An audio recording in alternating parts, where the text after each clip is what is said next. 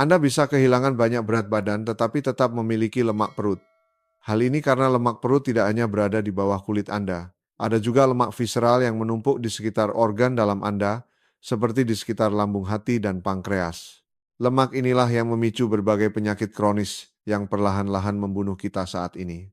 Lemak visceral merupakan pemicu diabetes, perlemakan hati, penyakit jantung, dan bahkan kanker. Namun kabar baiknya, meskipun berbahaya, lemak visceral juga merupakan lemak yang paling mudah dihilangkan jika Anda tahu cara menargetkannya. Oleh karena itu, di video nutrisi cerdas ini, saya, Dr. Budi Santoso, ingin menunjukkan kepada Anda cara tercepat untuk menargetkan lemak visceral secara spesifik dan cara membakarnya dengan cepat. Kita akan membahas makanan dan minuman terbaik untuk dimasukkan ke dalam pola makan Anda. Kemudian saya akan membahas olahraga terbaik yang akan memberikan hasil paling optimal. Mari kita mulai dengan makanan karena apa yang Anda makan setiap hari akan memberi makan lemak visceral Anda, atau justru membuatnya kelaparan. Salah satu senjata paling ampuh melawan lemak visceral adalah makanan kaya karotenoid. Karotenoid pada dasarnya adalah pigmen alami pada tumbuhan. Pigmen inilah yang memberi warna oranye pada wortel merah pada tomat dan hijau tua pada bayam. Namun ini bukan sekadar tentang warna. Karotenoid adalah antioksidan yang kuat. Hal ini penting karena sebagian besar penyebab lemak visceral adalah kelebihan energi yang pada akhirnya memicu peradangan dan gangguan metabolisme.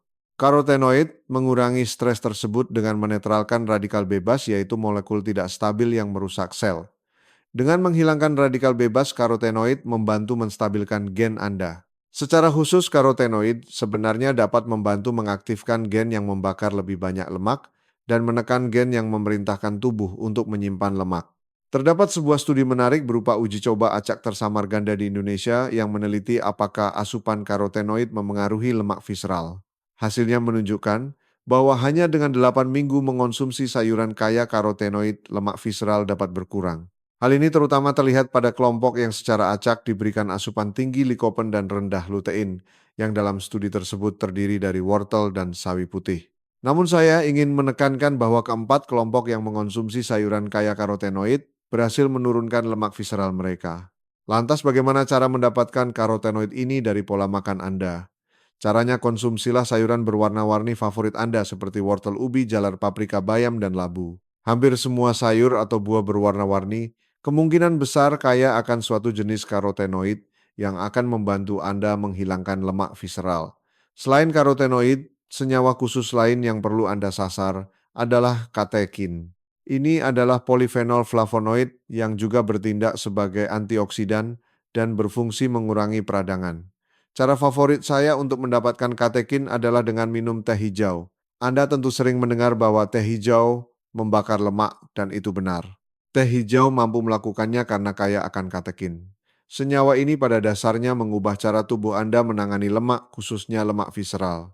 Katekin membantu pengaturan lemak dalam berbagai cara. Pertama, katekin meningkatkan oksidasi lemak dan pengeluaran energi dengan merangsang sistem saraf untuk membakar lebih banyak lemak dan meningkatkan metabolisme Anda secara keseluruhan.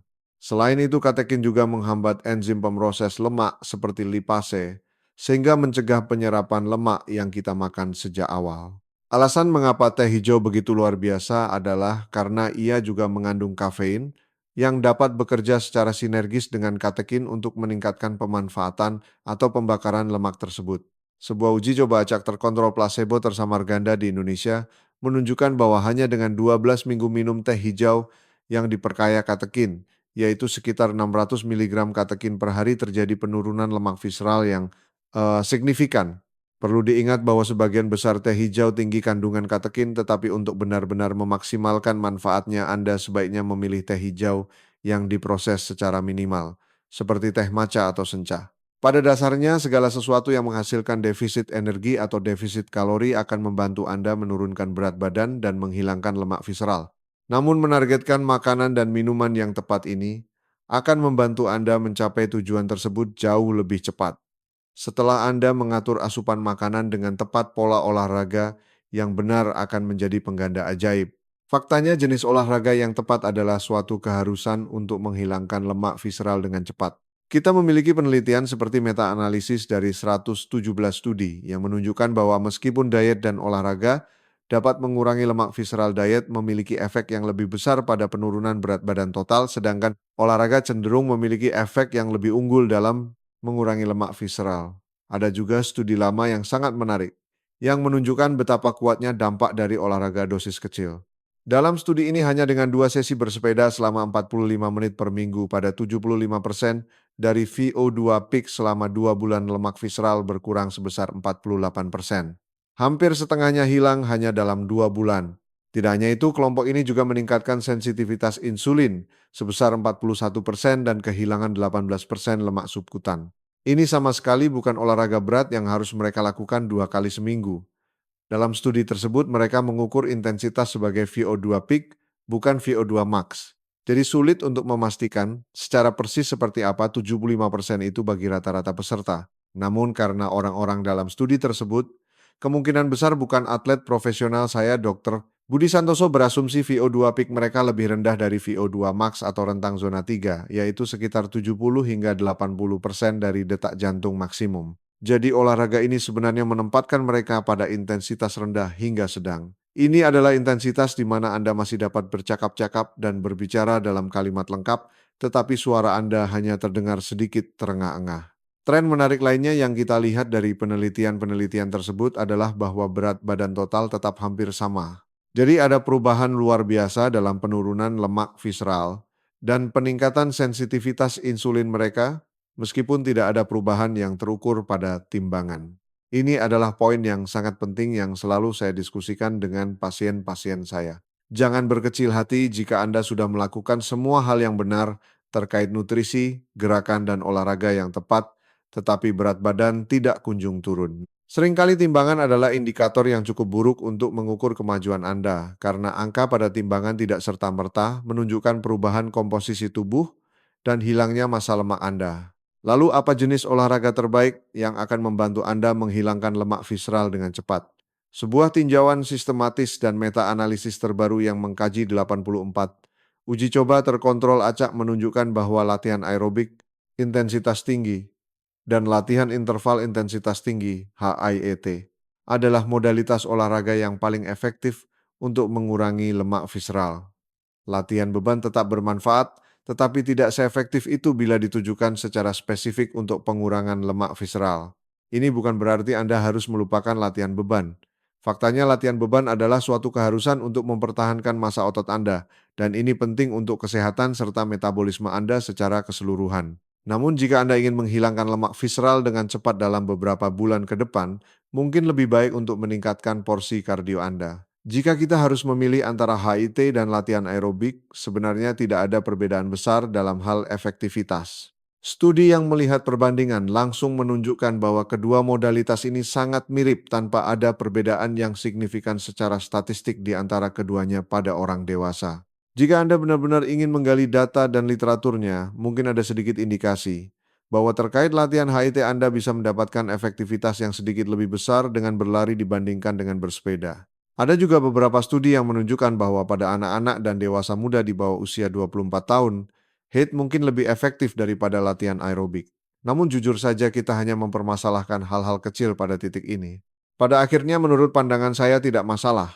Apakah Anda melakukan latihan interval intensitas tinggi atau latihan aerobik, atau apakah untuk kardio Anda memilih bersepeda, berlari, mendayung, atau menari? Olahraga terbaik adalah yang benar-benar Anda jalani secara rutin karena konsistensi selalu mengalahkan rencana yang sempurna. Jadi protokol HIIT sempurna ala buku teks yang sangat Anda takuti dan hanya Anda lakukan 2 kali sebulan akan selalu kalah dengan jalan santai yang Anda nikmati dan mampu Anda lakukan beberapa kali seminggu secara konsisten. Protokol yang ideal setidaknya berdasarkan penelitian yang tersedia mungkin adalah olahraga yang dapat Anda lakukan setidaknya 2 hingga 3 kali seminggu selama setidaknya 45 menit untuk setiap sesinya. Apapun yang Anda pilih, intensitasnya harus setidaknya sedang hingga tinggi, yang berarti Anda memacu detak jantung hingga sekitar 70 hingga 80% dari kapasitas maksimumnya.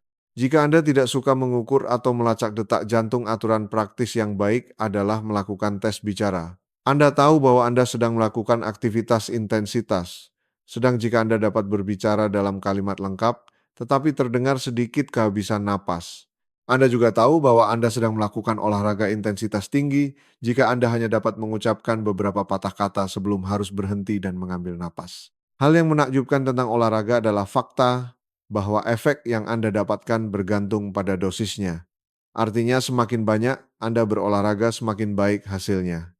Terdapat sebuah studi terbaru di Jurnal Kedokteran Olahraga Indonesia yang menunjukkan bahwa peserta yang berolahraga lebih banyak atau dengan intensitas lebih tinggi secara rutin melihat penurunan lemak visceral yang secara proporsional lebih besar.